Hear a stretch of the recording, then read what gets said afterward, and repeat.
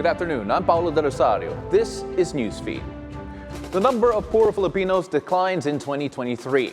The Philippine Statistics Authority says the poverty rate in the country went down to 15.5% last year. This translates to 17.54 million Filipinos living below the poverty line, seeing a 2.4 million drop from 2021.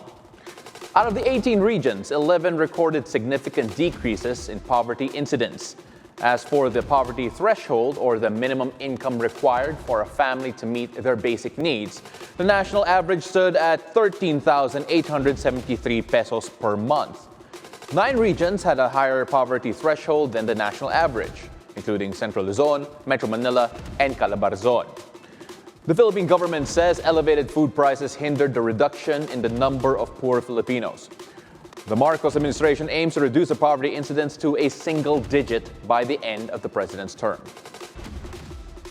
Meanwhile, the National Economic and Development Authority draws flack for saying spending more than 64 pesos a day for their meals no longer makes a person food poor. Activists are challenging NEDA officials to try living with that budget.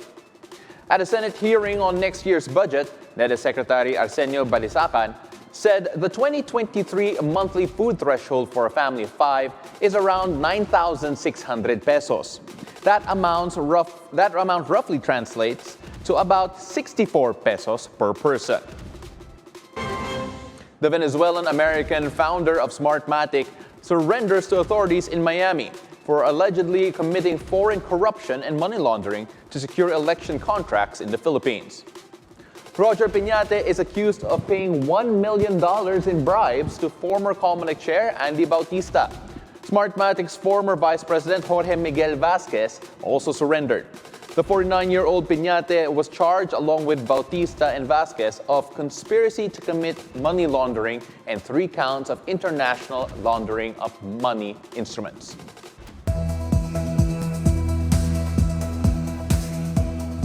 In Dhaka, Bangladesh, dozens of protesters gathered on the streets to deter any rally by the supporters of ousted Prime Minister Sheikh Hasina.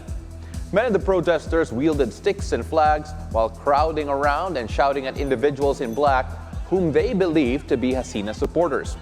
The protesters were part of the student-led movement demanding an end to a quota system for government jobs reserved for family members of freedom fighters in the 1971 War for Independence. Around 300 people died in the violent protests, which resulted in the ouster of Hasina. An interim government has been appointed in Bangladesh before new elections are held. The World Health Organization declares the rapid spread of mpox in African countries a global health emergency. This is the second time in 2 years mpox, formerly known as monkeypox, was declared a public health emergency of international concern. The outbreak began in Congo with the spread of an endemic strain, but a new variant appears to spread more easily through close contact.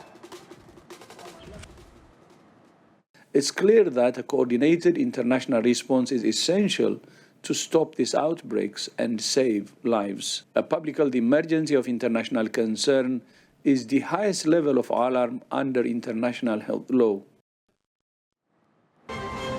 More than 17,000 suspected mpox cases and over 500 deaths have been reported in the African continent so far this year. That's a 160% increase from the same period last year. And those are the news at this hour. I'm Paolo del Rosario. Stay tuned to BNC for more top-of-the-hour news on Free TV Channel 31 and also on our website, bnc.ph. Bilyonaryo News Channel, always on top. Good afternoon.